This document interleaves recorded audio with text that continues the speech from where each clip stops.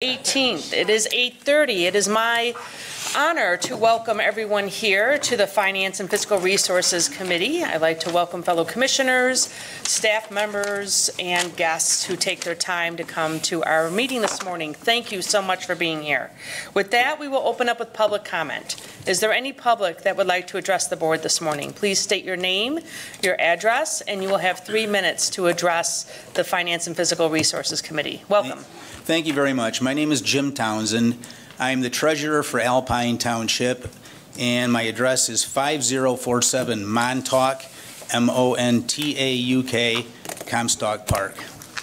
I don't really have a lot of facts because I'm not sure what they are yet, but what I was recently led to believe is that there was money that was put into the Farmland Preservation Program. It could have been leveraged with other entities that would have raised a lot more money, and that we actually could have started on the project that the county planned like decades ago, where we were actually going to protect farmland in Kent County. I watched a movie the other night, and it was a movie about Sitting Bull. And in the movie, Sitting Bull was talking about how the cowboys came in and they shot all the buffalo and they lost their food supply. If we don't start protecting our food supply in Kent County, we're going to be where they were hundreds of years ago. I mean, this really is something that has to be looked at. I wonder sometimes about how far we're looking down the road. When I became a treasurer and when I was a planning commission member, I went through training where they told us, look, you have to be a visionary. You have to look down the road. You have to think about what's coming in decades and maybe centuries down the road, and you have to prepare a little bit for that.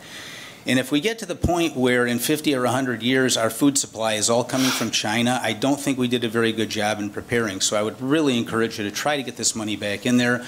Let's try to get this program going as it should have, and let's start protecting our farmland. It's really of vital importance. Please. Okay. Anyone else for public comment? All right. Seeing none, I will close public comment, and that will bring us to the consent agenda. Is there a motion to approve the consent agenda? So moved. Okay, moved by Commissioner Breeve, supported by Commissioner Morgan. Any questions, comments, or discussion on the consent agenda? All right, seeing none, all those in favor, please say aye. Aye. Aye. Opposed, same sign. The motion passes. That brings us to an item from the Administrator's Office. Wayman? Yes, this is a request to the board to accept and appropriate $3.4 million to the 2018-19 Indigent Defense Special Revenue Fund budget, and to authorize the board chair or designate to execute any necessary grant agreements contingent upon the administrator and corporate counsel approval, and approve grant extensions and changes within 15% of the original awards. In 2013, the Michigan Indigent Defense Commission was created by the state legislature to ensure that state's public defense system is fair, cost-effective, and constitutional, while simultaneously protecting public safety and accountability. The MIDC created 8 standards that the courts and the counties would need to adhere to in creating its indigent defense plan. Plans for standards 1, 2, 3, and 4 were reviewed and approved by the MIDC in 2018, with implementation required 6 months after receiving the funds from the state of Michigan. Approved plan components include, but are not limited to, additional sheriff personnel, required attorney training, funds for expert witness, and purchase of equipment. The final document will be reviewed and approved by the administrator and corporate counsel prior to signature. Is there a motion to approve? So moved. Support. Moved and supported. Questions, comments, and discussion? Yes, Commissioner Mast. On the memo that Wayman sends to us attached to this, it talks about we will appropriate necessary fundings contingent upon the administrator and corporate counsel approval of a modified agreement. What chance do we have of getting that modified agreement? There is a good chance. We talked with our lobbyists on Friday last week. There's movement afoot with the state legislature, with Senator Hildenbrand in particular, to resolve this. I sent a memo to him last week, or an email, actually, following our review of the contract that we were just given last week.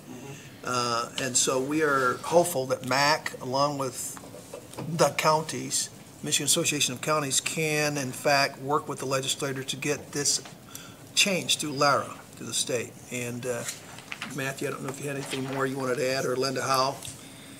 The only thing I would add, Commissioner, is that having looked at the draft contract and talked with other corporate counsel in other counties around the state, there are several significant issues with regard to burdens that are the state's trying to push down to us that aren't particularly authorized by the statute.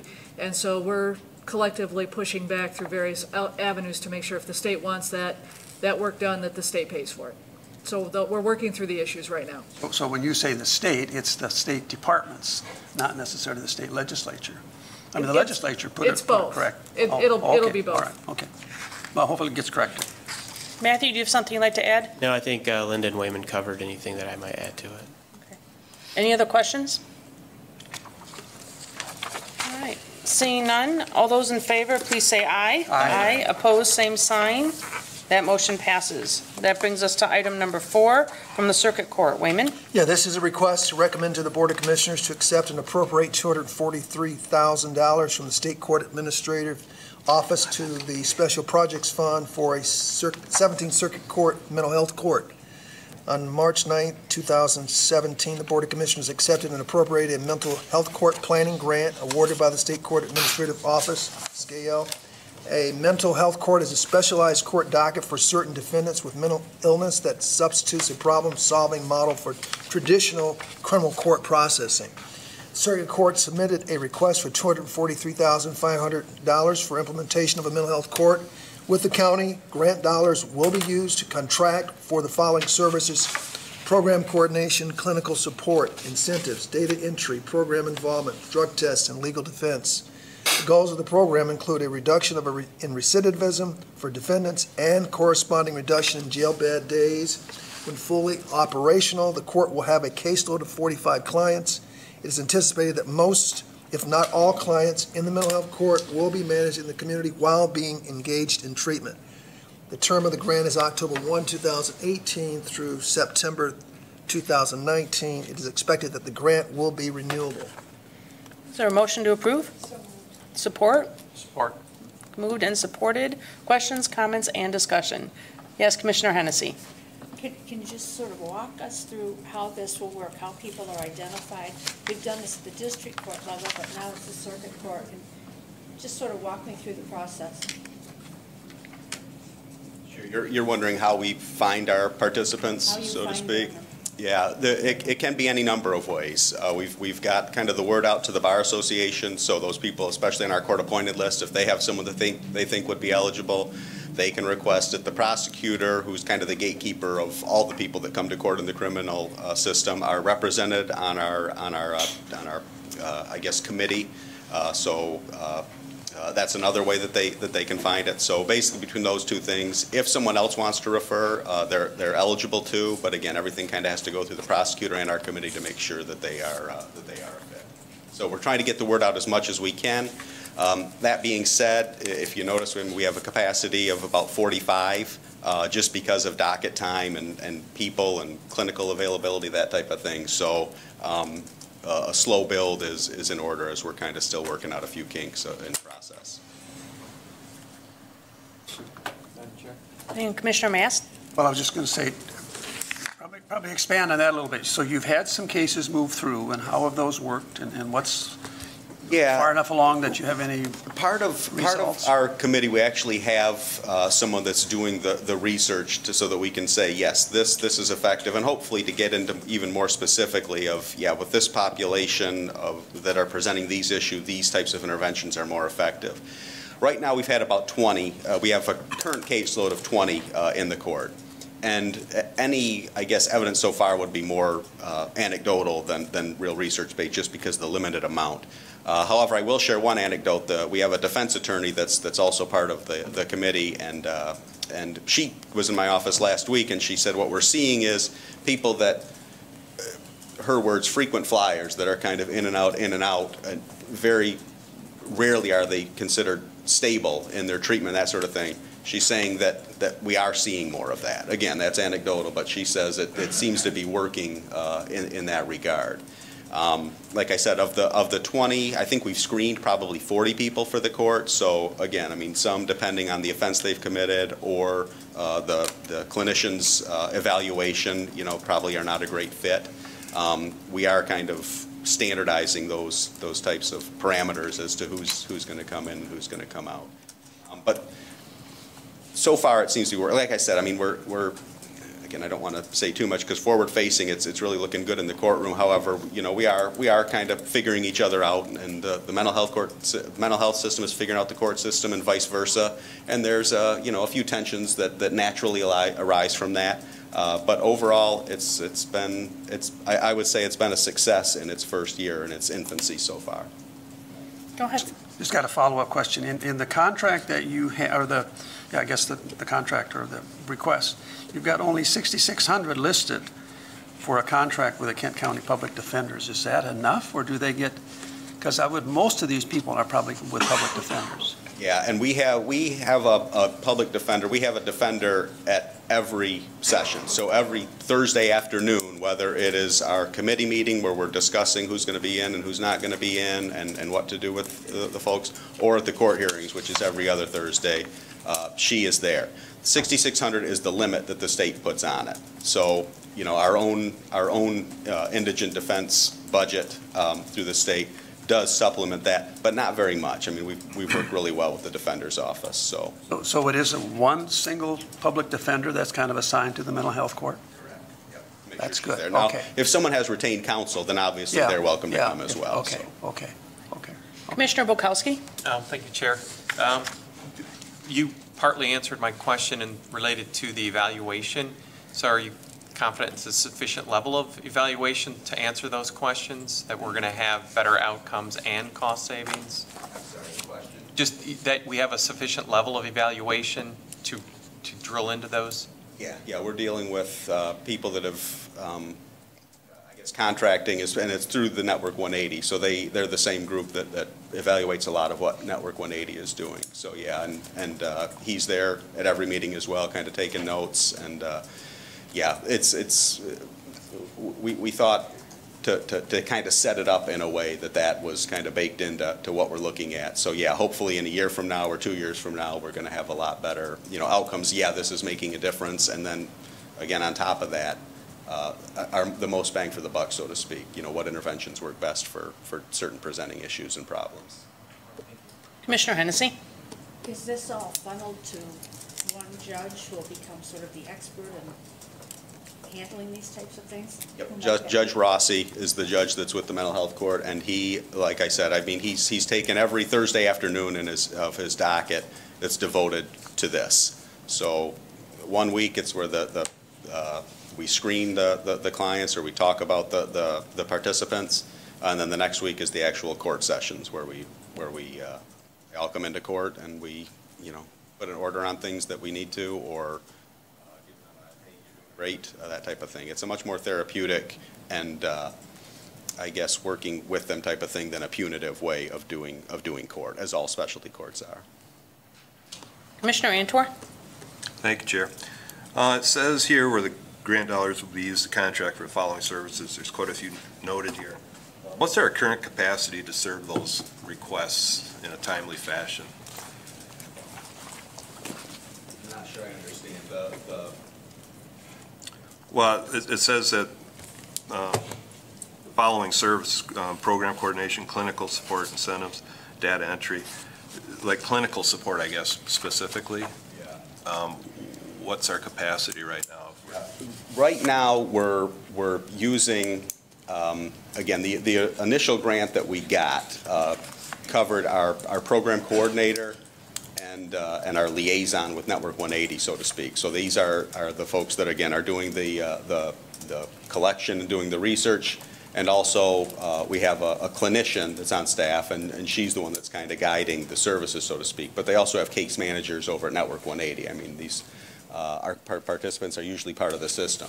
So that is going well. A lot of what the court does is give, you know, kind of this extra sense of accountability to make sure that they're following through with treatment. Sometimes it's the force of a court's order that you know, I guess forces them to continue with their treatment, which is kind of a little backwards way of thinking about it, but it seems to be effective, and that's kind of the model behind it. So As far as services, we did ask for like something that could be kind of a peer support or a coach to kind of walk hand in hand with these participants. We think that that would make the program better. That's in our request. I don't know if we'll get that right now. We do not have that. So as far as the availability from that, you know, we'll have it if they give us everything we've asked for. If not, we're probably going to be moving forward with the status quo and looking for different opportunities for those types of services. I'm going to touch on the health component number 6 later, but, okay, thank you. Okay, anyone else? Thank you very much. Seeing none, all those in favor, please say aye. Aye. Opposed, same sign. Motion passes. That brings us to item number 5 on the agenda from Community Corrections. Wayman? Yes, this is a request to the Board of Commissioners to approve the grant agreement with the Michigan Department of Corrections for 2018-19 funding for the Office of Community Corrections to appropriate $1 million to the Community Corrections Budget and Special Revenue Fund, and to authorize the board chair or designate to execute the contracts with the proposed vendors and approve grant extensions and changes within 15% of the original award, subject to final approval and review of the documents by corporate counsel.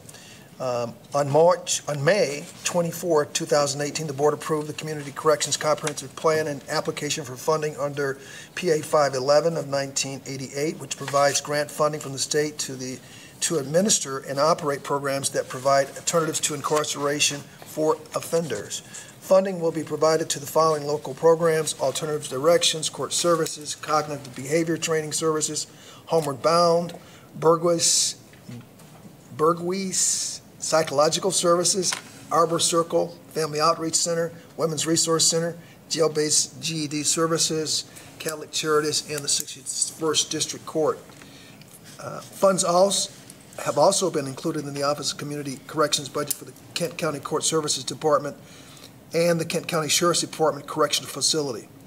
The grant period is October 1, 2018 through September 30th, 2019, and it's expected that the grant is renewable. Is there a motion to approve? So moved. Is there support? Supported. Thank you. Questions, comments, and discussion? Yes, Commissioner Bukowski. I guess a quick question. I don't know if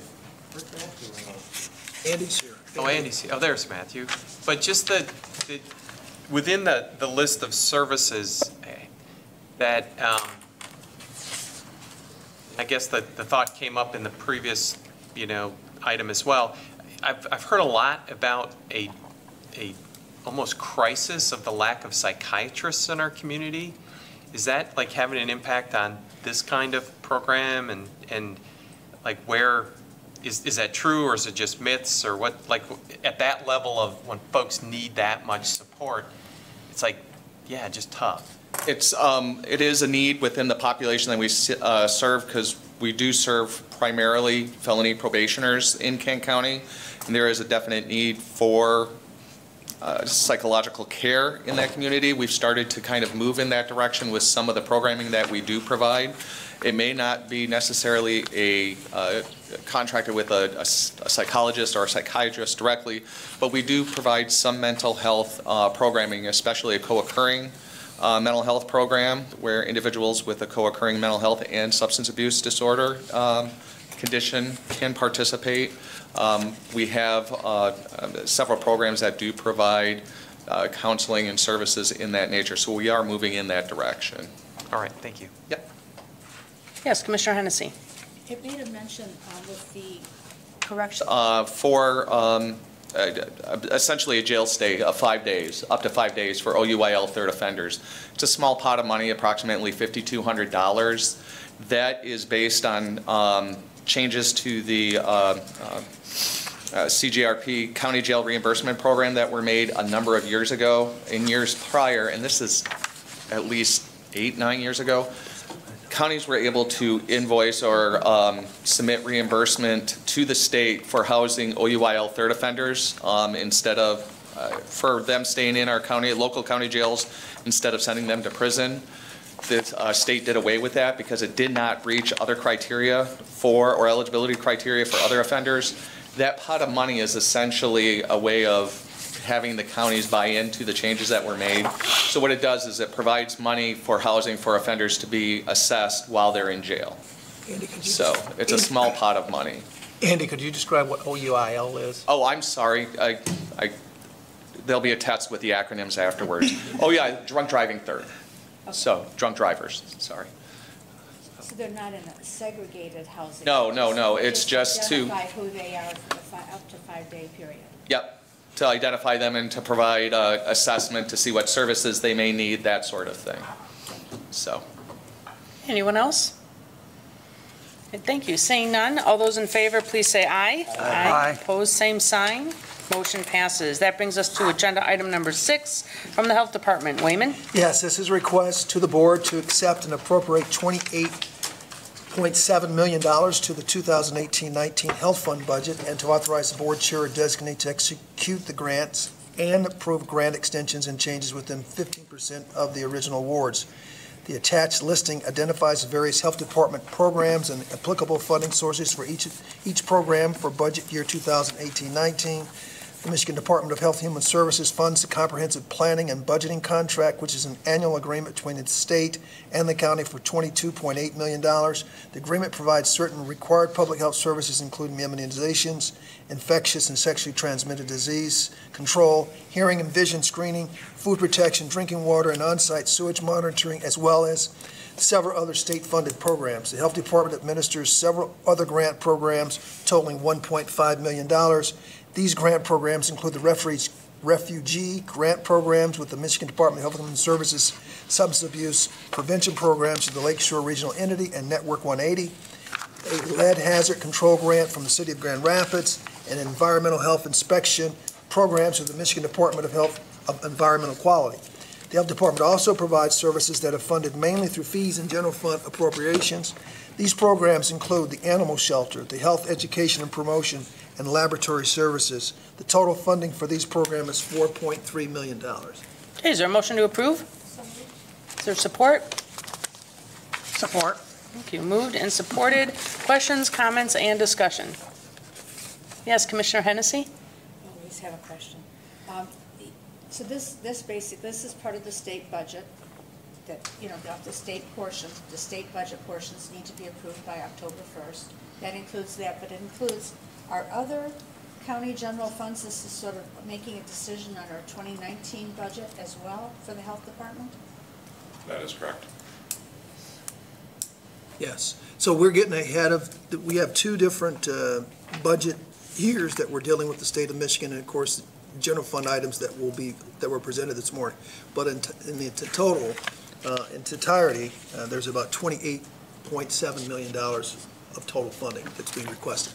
But this is a planning budget that we have to get approval from the state in order to receive their grants. So what you're doing today is approving the submission of this particular grant, which includes the particular expenses that have been identified in the attachment.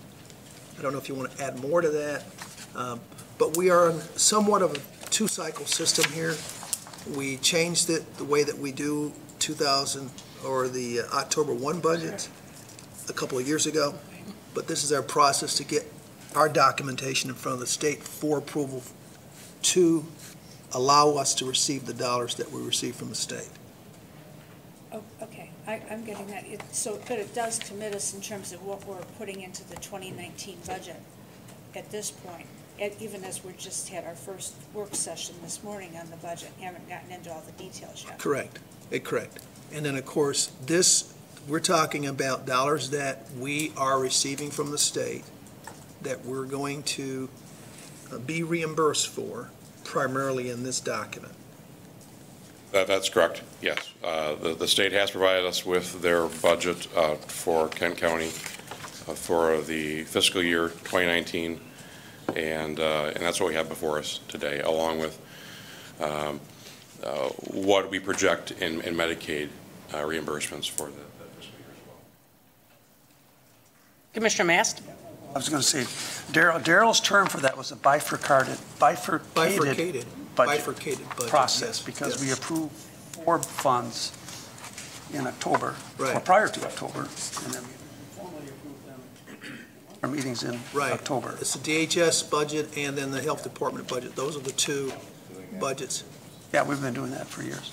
My question to Adam is, what percentage of our total public health department costs come from the state? Yeah, so is that that up to- has increased Has it? substantially. Yes, it has. I think 5 years ago, we were at about 35 or Yeah. 36% of our mandated programs. Yeah, And it's supposed to be a 50-50 Right, cost share between the state and the county. Last year, or this current year, I think we're at 42 or 43%. And now with 23 or $22.8 million in those mandated programs, the state is committing 10.8, so pretty close to half now. it's getting up to Yeah, 45% and or so. a lot of credit goes to our West Michigan elected officials in Lansing.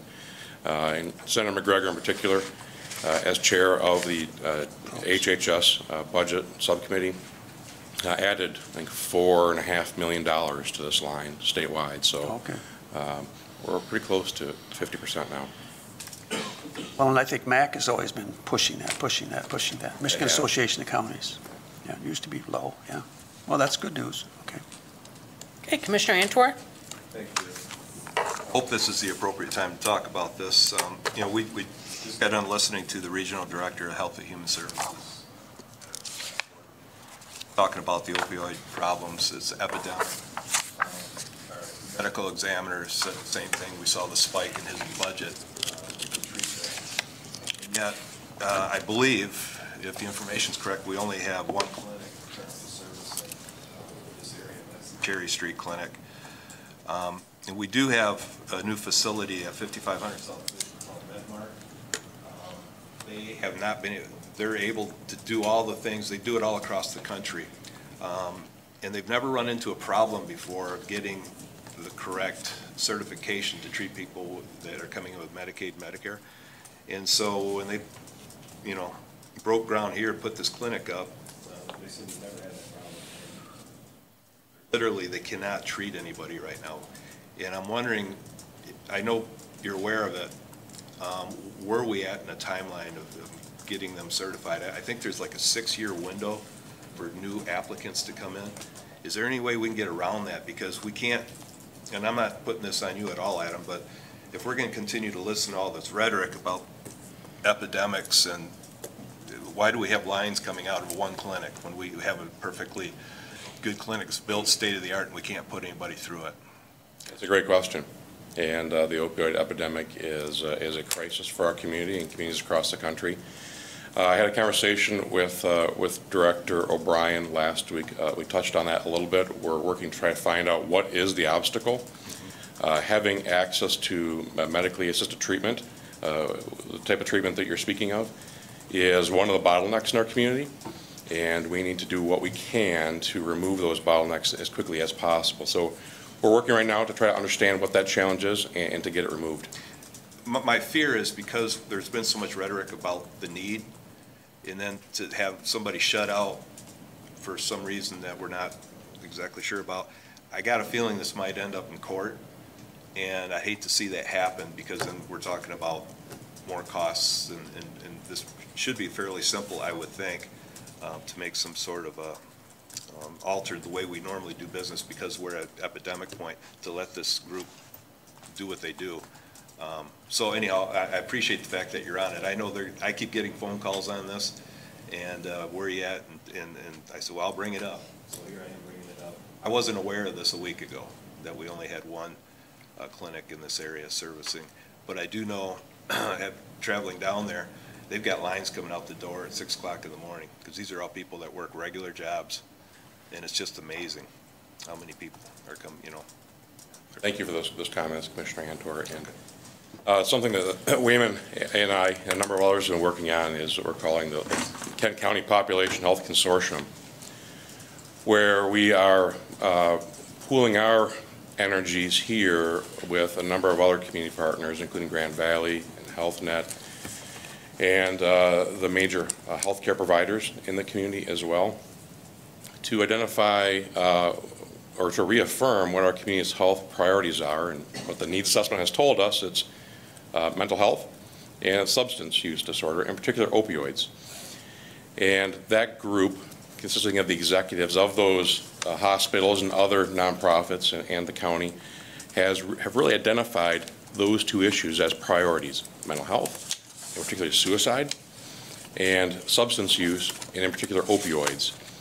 And is now working on building some aspirational goals for our community, and then trying to find out how can we pool our resources, how can we remove obstacles, identify obstacles and remove them, such as that, so that we can create some improvement in those really important crisis domains right now. And I know you're extremely busy right now. I understand that the staffing issues and everything else with everything that's kind of come down the pike in the last year. And I know you're on this, and I appreciate that. I wanted to bring it up just because this is going to get more traction as these people get, a little bit more frustrated. And I hate to see it go to some sort of, litigation.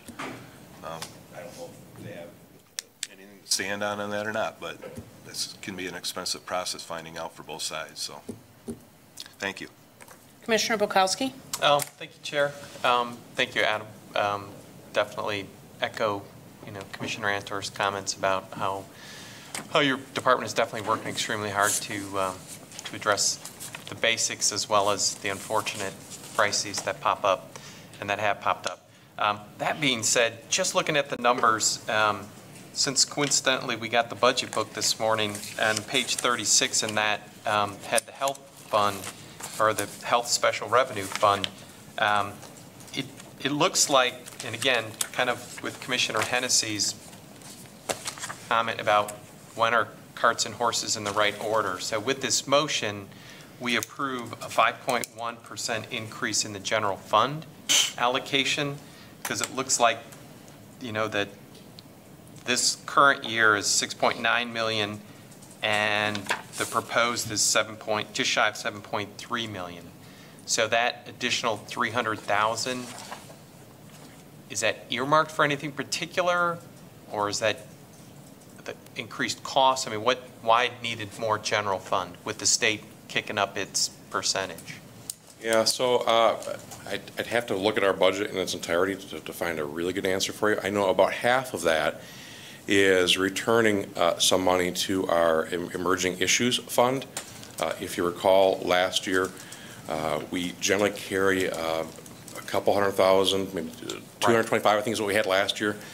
And we mobilized that for our two epidemiology positions for opioids and for emerging environmental issues, which put us in a very vulnerable spot, because that's been kind of our last barrel of dry powder, if you will, for when a crisis hits and we need to mobilize quickly. I know we're putting a substantial portion of that back into that fund, so we have that resource once again. And then I can look at our budget and I can get back to you with some of the more specific details of where we're changing or adding service. But by and large, this budget is significantly the same in terms of its content, what it does, as previous years. All right, thank you. Hey, anyone else? Seeing none, all those in favor, please say aye. Aye. Opposed, same sign. Motion passes. That brings us to Commissioner Miscellaneous this morning. Is there any Commissioner Miscellaneous? All right, seeing none, we are adjourned. Our next meeting date is October 2nd at 8:30.